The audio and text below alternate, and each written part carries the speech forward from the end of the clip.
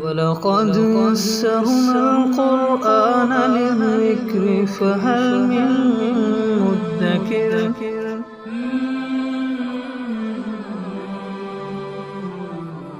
آیت نمبر 190 اعوذ باللہ من الشیطان الرجیم بسم اللہ الرحمن الرحیم ان فی خلق السماوات والارض واختلاف اللیل والنہار لآیات لأولی الالباب الذین یذکرون اللہ قیاما وقعودا وعلی جنوبہم ویتفکرون فی خلق السماوات والارض ربنا ما خلقت هذا باطلا سبحانك فقنا عذاب النار۔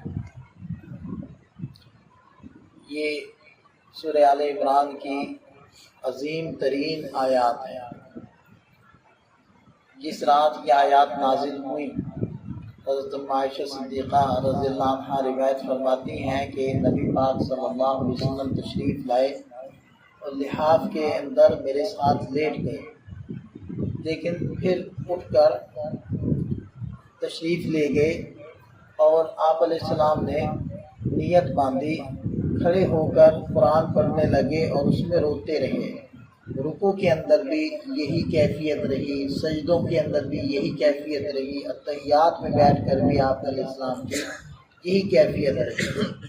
سلام پھیرنے کے بعد بھی آپ علیہ السلام پر گریہ طاری رہی، یہاں تک کہ فجر کا وقت ہو گیا اور حضرت بلال رضی اللہ عنہ وہ مطلع کرنے کے لیے حاضر خدمت ہوئے، تو اس وقت تک آپ علیہ السلام کی یہی کیفیت رہی، یہی گریہ طاری رہی۔ تو اس پر حضرت عائشہ رضی اللہ عنہ کہتی ہیں کہ میں نے پوچھا اللہ کے رسول، آپ تو بخشے بخشائے ہیں، آپ کے اوپر یہ کیفیت کیوں ہے؟ تو آپ علیہ السلام نے ارشاد فرمایا کہ کیا میں اللہ تعالیٰ کا شکر گزار بندہ نہ بنوں؟ کیا میں اللہ تعالیٰ کا شکریہ ادا نہ کروں جبکہ رات کو میرے اوپر یہ آیات نازل ہوئی ہیں؟ اور پھر آپ علیہ السلام نے ان فی خلق السماوات والارض یہ آیات پڑھ کر سنائی۔ ان آیات کے اندر اللہ تعالیٰ نے انسان کو دعوت دی ہے کہ وہ کائنات کے تغیر و تبدل کے اندر تھوڑا غور کرے اور متوجہ ہو، تاکہ وہ اللہ کو اس کی نشانیوں سے، دلائل سے پہچان سکے۔ لہذا ارشاد فرمایا ان فی خلق السماوات والارض، یقیناً آسمانوں اور زمین کی پیدائش میں، واختلاف اللیل والنہار، رات اور دن کے ایک دوسرے کے بعد آنے جانے کے اندر، لآیات لأولی الالباب، سمجھ والوں کے لیے بڑی نشانیاں ہیں۔ دیکھیں آسمان زمین یہ خود اللہ تعالیٰ کی تخلیق کا شاہکار ہے۔ کتنے زمانے گزر گئے کہ دنیا تحقیقات کر رہی ہے کہ اس زمین میں چھپے ہوئے راز کیا کیا ہے، آج تک کچھ سارے رازوں تک پہنچ نہیں سکا۔ جیسے جیسے وقت گزر رہا ہے دریافتیں بڑھ رہی ہیں، معلومات میں اضافہ ہو رہا ہے، نئی سے نئی چیزیں، نئی سے نئی مخلوقات وہ دریافت ہو رہی ہیں، اور آسمانوں تک تو بندوں کو رسائی نہیں ہے، ابھی تک تو چاند تک اور مختلف ستاروں تک پہنچے ہیں۔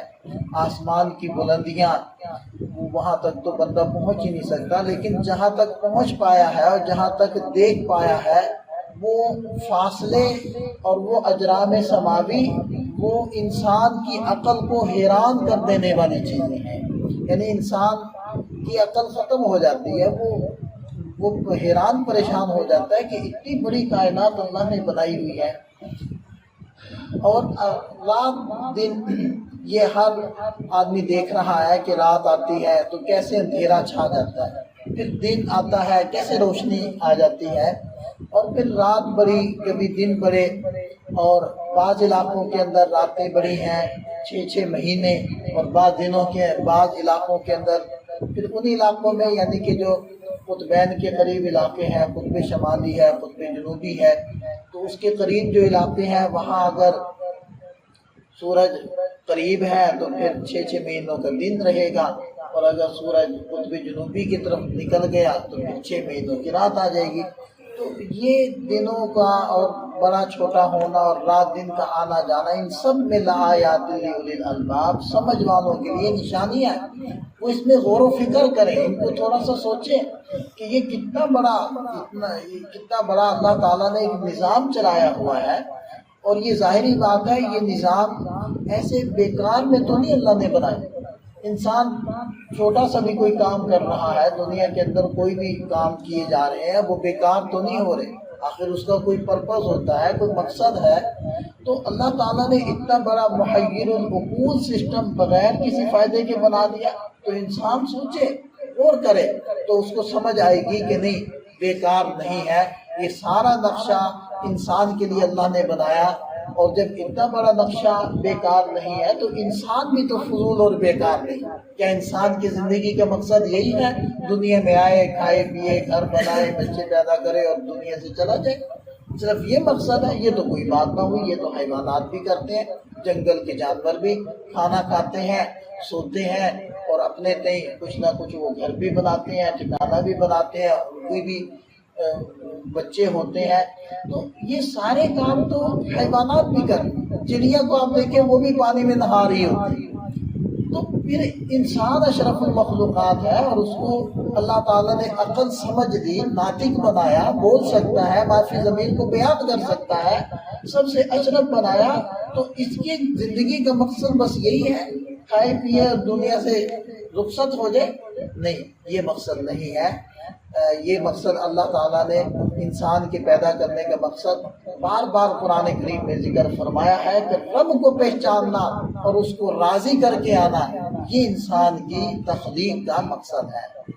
تو بہرحال آگے ارشاد فرمائے کہ یہ جو عقل والے ہیں، جو اللہ کی نشانیوں میں غور کرتے ہیں، وہ کون ہیں؟ الذین یذکرون اللہ قیاما وقعودا وعلی جنوبہم، جو کھڑے بیٹھے اور لیٹے اپنے رب کو یاد کرتے ہیں، یہ ہے عقل والے۔ اب دیکھیں، ایک عقل کا معیار ہم نے بنایا ہے، ہم سمجھتے ہیں کہ جو زیادہ پیسے کمائے وہ زیادہ عقل والا، بلکہ اس سے بھی بڑھ کر آج کل تو یہ ہو گیا کہ جو زیادہ دھوکہ دے دے وہ بڑا عقل والا، بڑا تیز ہے، یہ تو بندوں کو چرا لیتا ہے، اور یہ تو پیسے نکلوانا جانتا ہے جیبوں سے۔ تو گویا کہ جو دھوکہ دینا سیکھ جائے وہ بڑا سمجھدار ہے۔ حالانکہ قرآن کی اصطلاح یہ نہیں ہے، وہ تو پرلے درجے کا بے وقوف ہے۔ کیسے بے وقوف ہے؟ دیکھیں کہ ایک بچہ یا ایک بڑا آدمی وہ ایک جلیبی کے بدلے میں 5000 کا نوٹ دے دے، اور وہ یہ سمجھے کہ جلیبی تو میٹھی ہے اور 5000 کا نوٹ یہ تو پھیکا ہے، تو اس کو ہم بے وقوف سمجھیں گے۔ تو اس کو بے وقوف کیوں نہیں سمجھتے کہ جو حقیر اور گھٹیا دنیا لے لے اور قیمتی ترین آخرت کو قربان کر دے، تو یہ اس سے بھی بدلے درجے کا بے وقوف ہے۔ اس لیے قرآن جس کو عقل مند کہتا ہے وہ کون ہے؟ تو ارشاد فرمائے اٹھے، کھڑے ہوئے، بیٹھے ہوئے، پہلو کے بل لیٹے ہوئے، جو اللہ کو یاد کرتے ہیں، یہ عقل والے۔ یہاں تک کہ فقہاء نے مسئلہ لکھا ہے کہ اگر کوئی مرتے ہوئے وصیت کر دے کہ میرا اتنا مال عقل والوں کو دے دینا، اور مر جائے وضاحت تو اس نے نہیں کی، بس اتنا کہا کہ عقل والوں کو دے دینا، تو مسئلہ یہ لکھا ہوا ہے کتابوں کے اندر کہ جو اس جگہ کے، اس علاقے کے فقہاء، علماء اور اہل آخرت ہوں گے، وہ مال ان کے مابین تقسیم کیا جائے، کیونکہ قرآن یہ کہتا ہے کہ عقل والے وہ ہیں جو رب کو یاد کرتے ہیں، جو آخرت کو سامنے رکھتے ہیں، جو گھٹیا چیزوں کی خاطر اپنی قیمتی ترین سرمایہ کو قربان نہیں کرتے، وہ عقل والے۔ آگے شاعرہ وَيَتَفَكَّرُونَ فِي خَلْقِ السَّمَاوَاتِ وَالْأَرْضِ، آسمان و زمین کی پیدائش میں غور کرتے ہیں، اور پھر جب وہ اس نتیجے پر پہنچتے ہیں کہ یہ سب کچھ پیدا کیا وہ بیکار نہیں ہے، تو وہ ان کی زبان پر آتا ہے، ربنا ما خلقت هذا باطلا، ہے ہمارے رب آپ نے یہ سب کچھ بیکار فضول پیدا نہیں کیا، سبحانک آپ کی ذات پاک ہے، اس چیز سے پاک ہے، ہر عیب سے بھی پاک ہے، تو کسی کام کو بغیر کسی مقصد کے کرنا یہ بھی تو عیب ہے، اور اللہ تعالیٰ اس سے بھی پاک ہے۔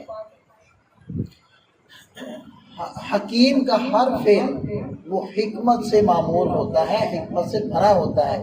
اللہ تعالیٰ حکیم ذات ہے، اس کا کوئی حکم اور اس کا کوئی فعل حکمت سے خالی نہیں۔ تو وہ بول اٹھتے ہیں سبحانک، اللہ تیری ذات پاک ہے، فقنا عذاب النار، ہمیں آگ کے عذاب سے بچا۔ اب فوری طور پر ان کی زبان پر یہ الفاظ کیوں آ گئے؟ کیونکہ وہ جب غور کرتے ہیں تو انہیں سمجھ آتی ہے کہ دنیا کے اندر تو ہر نیکی کرنے والے کو اس کا بدلہ نہیں مل رہا، اور ویسے بھی دنیا تو نیکی کا بدلہ ملنے کی جگہ ہی نہیں، اور دنیا کے اندر ہر ظلم کرنے والے اور ہر زیادتی کرنے والے کی پکڑ نہیں ہو رہی، اس کو اس کا بدلہ نہیں مل رہا۔ بہت دفعہ ایسا ہے کہ ظالم نکل جاتا ہے، بظاہر وہ ظلم بھی کر لیتا ہے، عدالتوں میں بھی وہ بری ہو جاتا ہے، باعزت بری، تو نہ کوئی اس کے ذمہ جرمانہ آتا ہے، لوگوں کی نظر کے اندر بھی وہ اچھا بن جاتا ہے، تو بیچارہ غریب تو رول گیا، اس کی تو نہ یہاں سنوائی ہوئی، نہ اس کو کوئی بدلہ ملا، نہ عدالتوں کے اندر سنوائی ہوئی۔ تو انسانی عقل سوچتی ہے کہ کوئی جگہ تو ایسی ہونی چاہیے کہ جہاں دودھ کا دودھ اور پانی کا پانی ہو، جہاں انسان کے اعضاء بول کر بتائیں، جہاں اللہ تعالیٰ کے فرشتے جو لکھے ہوئے ہیں ایک ایک بات کو، چھوٹی بڑی چیز کو وہ سامنے کر دیں کہ حقیقت کیا ہے، ظالم کون ہے، مظلوم کون ہے۔ کوئی تو ایسی زندگی ہونی چاہیے۔ تو پھر انسان یہ سوچتا ہے کہ ہاں، پھر اللہ تعالیٰ نے جو فرمایا نا کہ ایک عالم بالا ہے، آخرت کا جہان ہے، وہ ایسی زندگی ہے جہاں اچھے کو اچھائی کا بدلہ، برے کو برائی کا بدلہ ملے گا، اور پورا پورا ملے گا، کوئی کمی بیشی نہیں ہوگی۔ تو وہاں چونکہ عذاب بھی ہے تو فوری طور پر ان کی زبان پر آ گیا فقنا عذاب النار، اے اللہ اس جہان کے عذاب سے ہمیں بچانا۔ اور کیا درخواست کی؟ ربنا انکا من تدخل النار فقد اخزیتا، اے اللہ یقیناً جس کو آپ آگ میں داخل کریں تو آپ نے اس کو رسوا کر دیا، حقیقی رسوائی تو وہ ہے۔ اور حدیث میں آتا ہے کہ جو محشر کے میدان کے اندر رسوائی ہوگی نا، وہ اتنی زیادہ ہوگی کہ جن کی رسوائی ہوگی وہ کہیں گے کہ ہمیں جہنم میں ڈال دیا جائے لیکن اس رسوائی سے ہمیں بچا لیا۔ وہاں اولین آخرین جمع ہوں گے، اور کس درجے کی وہ رسوائی ہوگی یہ تو اللہ ہی بہتر جانتے ہیں، لیکن بہرحال آخرت کی رسوائی وہ دنیا کی رسوائی سے بہت بڑی ہے۔ اور فرمائے وما للظالمین من انصار، ظالموں کا کوئی مددگار نہیں ہوگا۔